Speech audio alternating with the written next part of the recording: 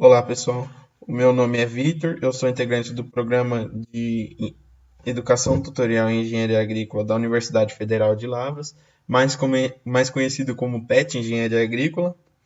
E essa videoaula será sobre a disciplina de Mecânica dos Solos e Fundações, abordando o tema de acréscimo de tensões no solo, utilizando o método de cálculo de Newmark.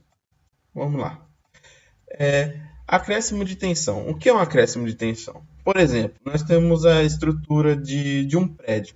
Essa estrutura do prédio irá transmitir um acréscimo de tensão para o solo. E a gente quer saber como que é dado esse comportamento. Esse acréscimo de tensão provoca uma deformação e a intensidade dessa deformação dependerá das características elásticas e plásticas do solo e também da intensidade do carregamento. As tensões no solo podem ser classificadas como peso próprio, que é, por exemplo, nós temos aqui, vamos imaginar que a gente tem um ponto situado a 10 metros de profundidade desse solo.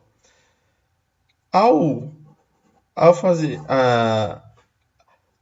no ponto que está aqui, situado a 10 metros de profundidade, nós temos uma quantidade de solo acima desse ponto. A tensão que essa quantidade de solo aplica nesse ponto é chamada tensão devido ao peso próprio. Nós temos também as tensões devido a cargas externas, a carregamentos externos. Por exemplo, um trator ou uma fundação de um prédio, como eu já citei, elas aplicam cargas ao solo. Essa carga que é aplicada ao solo é um carregamento externo, certo? Então, gera uma tensão também. Bom, as tensões no solo ocorrem em todas as partículas do solo. Como o número de interações é muito grande, não há uma maneira de aplicar o modelo matemático. Para simplificar essa situação, é utilizado o conceito desenvolvido pela mecânica do contínuo, substituindo o número incontável de interações pelo conceito de tensões em um ponto. O princípio das tensões efetivas foi desenvolvido por Terzaghi e ele identificou que a tensão normal total em um plano qualquer deve ser considerada como a soma de duas parcelas, sendo elas a tensão efetiva e a poropressão. O que significa a poropressão? Ela também pode ser chamada de pressão neutra e a pressão causada pela existência de água nos vazios do solo. Ela só ocorre quando a água que preenche os vazios está sob a ação da gravidade ou quando a água está sob uma pressão externa, que pode ser uma pressão de adensamento ou uma pressão de percolação. E o que é a pressão efetiva ou tensão efetiva? Ela é uma pressão também pode ser chamada de intragranular, é a outra parcela da pressão vertical total que se desenvolve no esqueleto estrutural do solo, pelo contato grão a grão. É importante também destacar, pessoal, que os efeitos mensuráveis resultantes das variações de tensões no solo, ou seja, todos os efeitos decorrentes da variação de tensão no solo, como a compressão, distorção e resistência ao cisalhamento, são devidas às variações das tensões efetivas. Para a estimativa das tensões atuantes no interior do solo, em virtude de diferentes tipos de carregamento externo, são muito usadas soluções baseadas na teoria da elasticidade, que tem como princípio que considera o solo tendo comportamento linear e elástico, considera que o solo é homogêneo e isotrópico. Essas considerações são simplificações.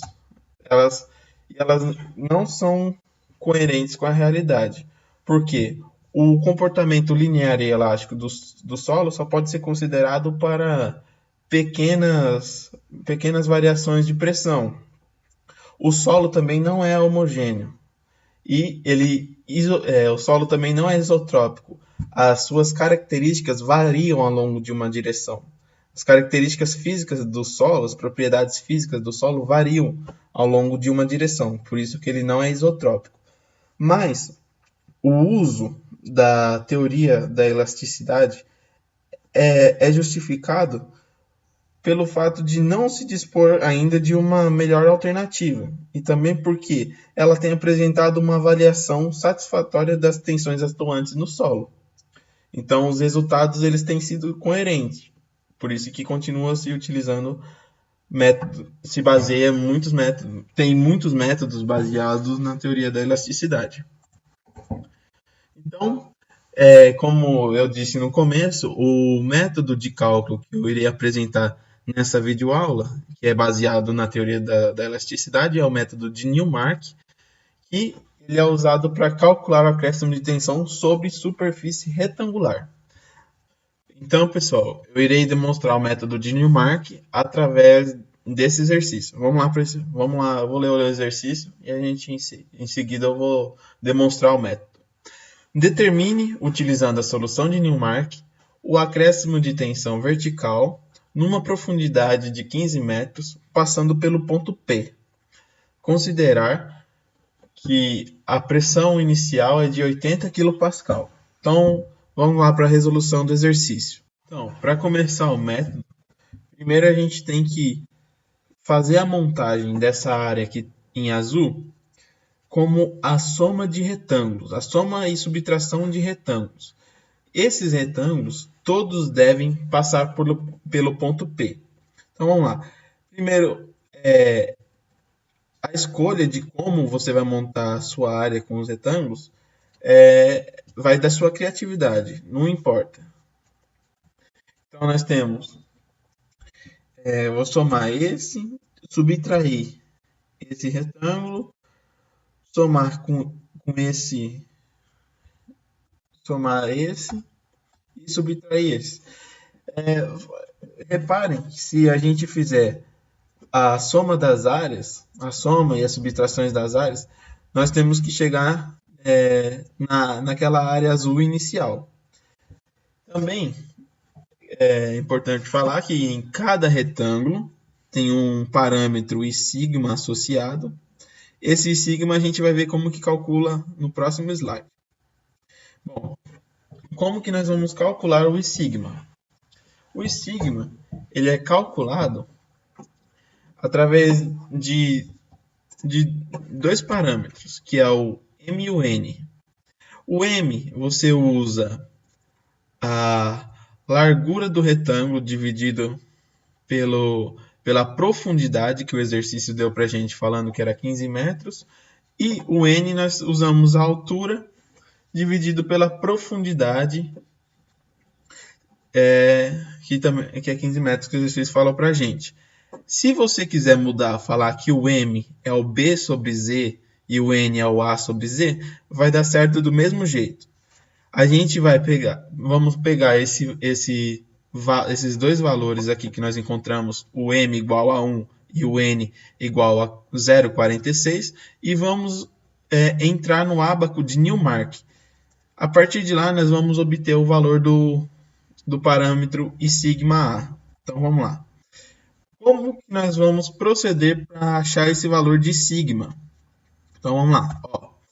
Eu encontrei o valor de M igual a 1 e o valor de N igual a 0,46. Tá? Ele está por aqui, certo? A partir daí, eu vou fazer uma reta subindo do valor do N, de forma que eu vou pegar essa curva do número 1 aqui e vou descendo até encontrar aqui na reta que veio do N. Então, fazendo isso, no ponto onde encontrar, eu traço uma outra reta na horizontal e vejo o valor que eu encontrei aqui no I sigma. Olhando aqui, eu encontrei 0,112. Pessoal, eu gostaria também de atentar a vocês que esse valor, cada um pode encontrar diferente. Por exemplo, às vezes eu coloquei 0,112, mas você pode achar que é 0,114. Então, vai dar uma diferença de precisão, entendeu? Isso nós vamos repetir para todos os outros retângulos. Então, a gente tem lá o M, entra lá com o M 0,66 e com o N 0,46 a gente tem que encontrar o I sigma de 0,95.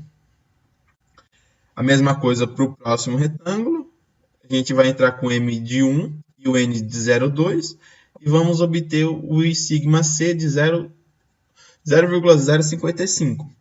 Mesma coisa, acaba se tornando um exercício bem mecânico. O M de 0,33 e o N de 0,46, a gente encontra o I sigma D de 0,067. E o I sigma E, a gente tem o M igual a 0,33 e o N igual a 0,22, ou 0,02. Então, a gente tem o I sigma E igual a 0,28. Lembrando que é só repetir aquele procedimento que eu mostrei para vocês.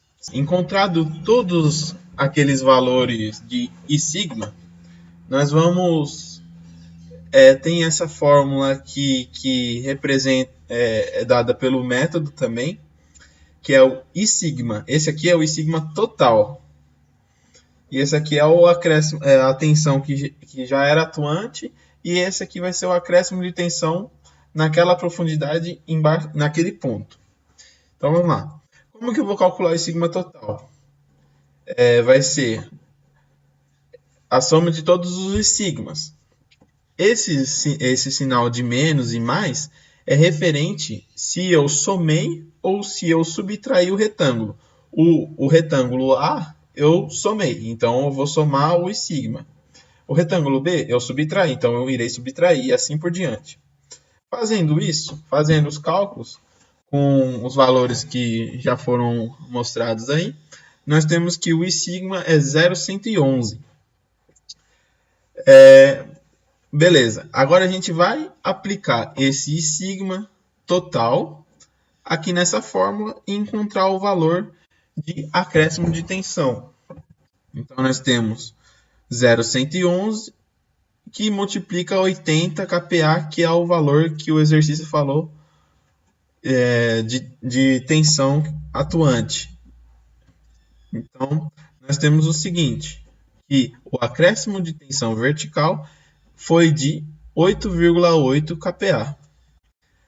Interpretando os resultados, pessoal, a gente pode falar que esse acréscimo de tensão devido a uma tensão de 80 kPa, nesse ponto aqui, a uma profundidade de 15 metros, foi acrescido uma tensão vertical de 8,8 kPa.